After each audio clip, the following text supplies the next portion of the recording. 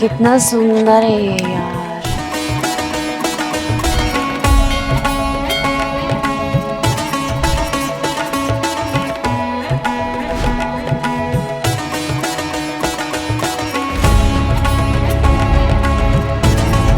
चलते हैं इस महल को निहारने के लिए।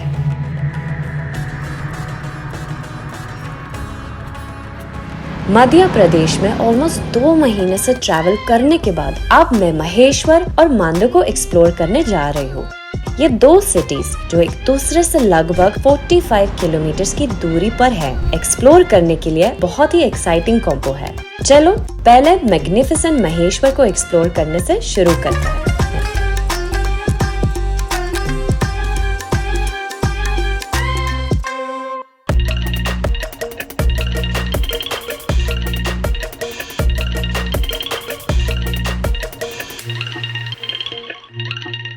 स्वागत है आपका महेश्वर फोर्ट में। अहिल्या बाई होलकर का घर और एक हिस्टोरिक ट्रेजर। हर एक पत्थर यहाँ एक कहानी सुनाता है।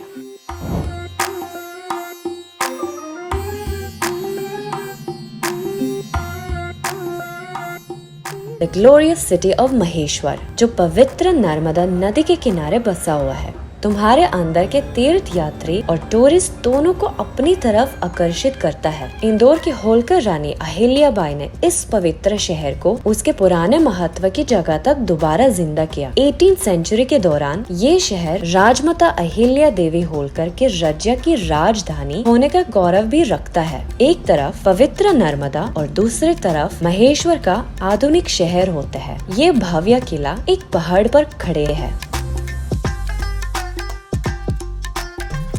फेमस महेश्वरी हैंडलूम्स को 1800s के शुरुआत में देवी अहिल्या बाई ने वीवर कम्युनिटीज को बुलाया था ताकि वो अपने लोगों को वीविंग का काम सिखा सके। वीवर कम्युनिटी जो उनकी एफर्ट्स की वजह से महेश्वर में सेटल हुई, वो मध्य प्रदेश का सबसे अच्छा फैब्रिक बन गया। धीरे धीरे इस क्राफ्ट को रॉयल पैट्रोनेज मिलने लगा और इस तरह महेश्वर में हैंडलूम वीविंग ट्रेडिशन की शुरुआत हुई। From the past couple of years in this society, the count of weavers has reached to 250 weavers.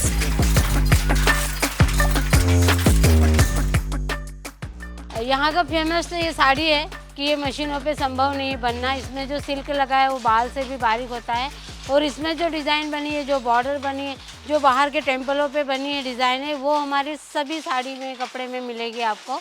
और इसमें हाथी मोर हम लोग नहीं बनाते। जो नर्मदा की लहरें चलती है उस टाइप से लहर बॉर्डर है और रुई फूल बॉर्डर है जो बहुत फेमस है। जो अहिल्या माँ साहब के समय से जो बॉर्डर रिपीट हो रही है वही आज ऑथेंटिक वही चीज़ें बन रही है आज भी।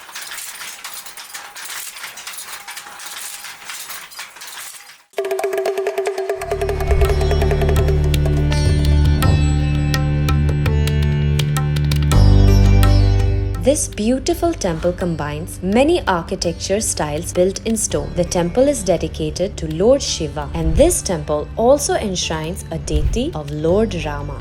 Built by Krishna Bai, Ahilya Bai's daughter, it's called the Chhatri or Sinuta of Ahilya Bai. The premises of this temple showcases extremely beautiful carvings of Maratha soldiers and elephants that draws the attention of any visitor visiting this temple.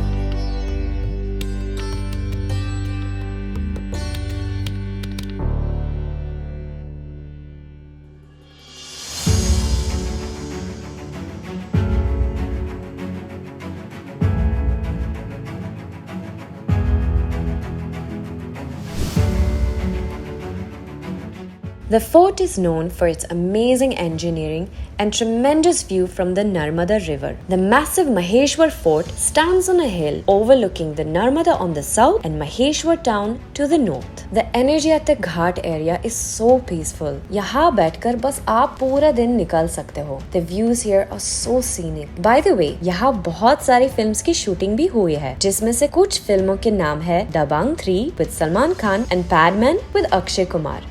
On this note, let's soak in some sunset vibes by boating by the Ghat.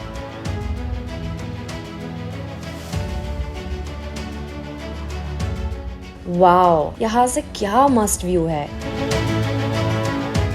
मजा आ गया boating करके। अब आरती का वक्त हो गया है, चलो चलते हैं आरती एक्सपीरियंस करते हैं। जोश से भजन, आरती और मंजीरों और ढोलकों की आवाज से घाट का एटमॉस्फेयर एकदम मस्त हो जाता है।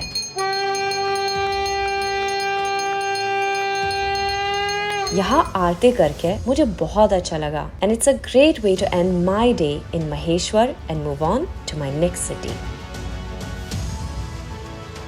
इवनिंग आरती हो गई अच्छे से और अब मैं जा रही हूँ अगली शहर मांडू।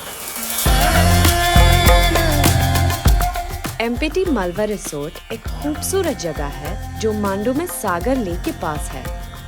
यहाँ का माहौल बहुत शांत है और लेक के खूबसूरत नज़ारे भी देखने को मिलते हैं, इसीलिए ये लीजर ट्रैवलर्स के लिए एक पॉपुलर चॉइस है जो एक पीसफुल रिट्रीट चाहते हैं। मांडू का असली मजा लेने के लिए एमपीटी मालवा रिसोर्ट में रहने का जरूर सोचें। सीनिक ब्यूटी के बीच में बसा हुआ ये रिसोर्ट और कंफर्ट और हिस्ट्री का एक परफेक्ट ब्लेंड ऑफर करता है। आप पहली बार आई है यहीं पे? मेरा सेकंड टाइम है but I come here after 10 years।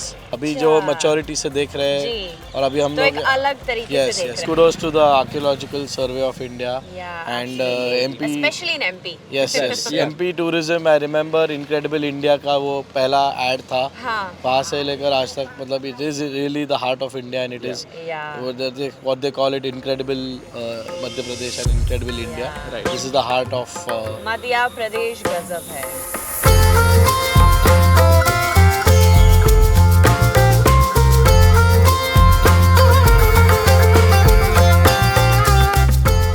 Mandu की जमीन पर खड़े ये माओबब वृक्ष जो उल्टा पेड़ के नाम से मशहूर है, अपने अजीब रूप और अनोखी पहचान के कारण सबका ध्यान खींचते हैं। अफ्रीका से यहाँ तक आए ये प्रजाति समय और संस्कृति का एक बढ़िया एग्जाम्पल है और मांडू की पहचान बन गया है ये baobab tree.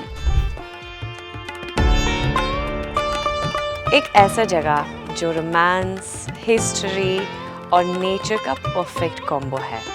Mandu, the city of joy. Madhya Pradesh का ये शहर कहानियों से भरा हुआ है। चलिए मेरे साथ इस जगह को एक्सप्लोर करते हैं।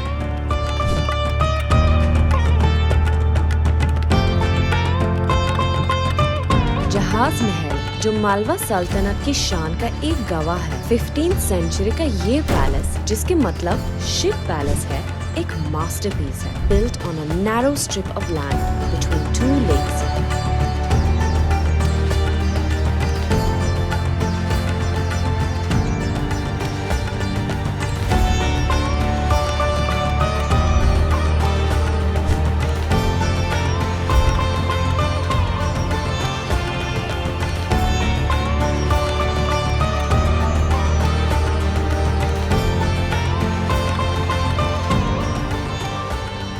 हिंडोला महल, ये नाम सुनते ही आपको लगेगा जैसे ये लिटरली झूल रहा है।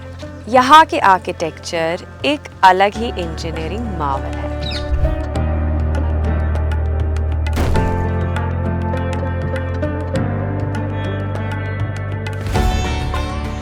मांडू की हवाओं में एक अलग ही जादू है, एक ऐसी कहानी जो आपको वापस उस जमाने में ले जाता है।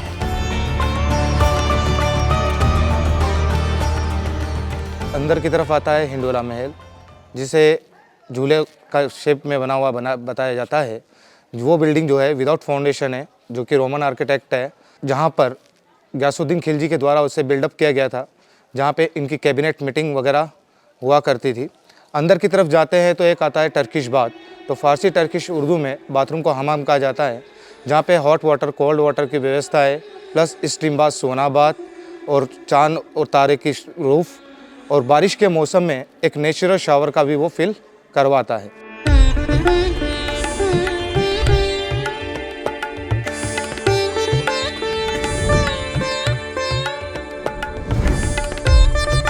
अपनी जर्नी को आगे बढ़ाते हुए लेट्स गो टू बाज बहादुर महल। बाज बहादुर, इसका नाम मंदू के राजा बाज बहादुर से आया है, जो म्यूजिक और आर्ट के बहुत शौकीन थे और अपनी पत्नी रूपमती से बहुत प्यार करते थे। The architecture of Baz Bahadur's palace is a sight to breathtaking view, featuring spacious courtyards, intricate carvings, and beautiful arcs. The palace is truly a specimen of the art and architecture of that time. Baz Bahadur Palace and रानी रूपमती महल दोनों प्यार का प्रतीक है जो बाज बहादुर ने खुद बनाया था।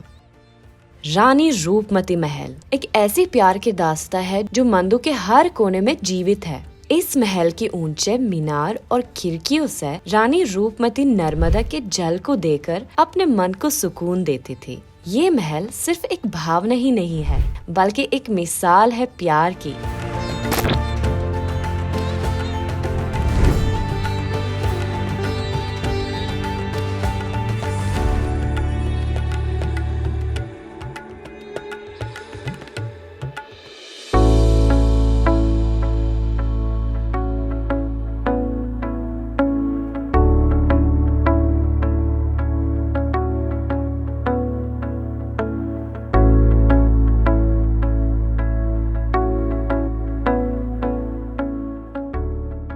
मांडू में मेरे इस सफर के खत्म होने पर मेरी डायरी के पन्ने भर चुके हैं एक नया एक्सपीरियंस है।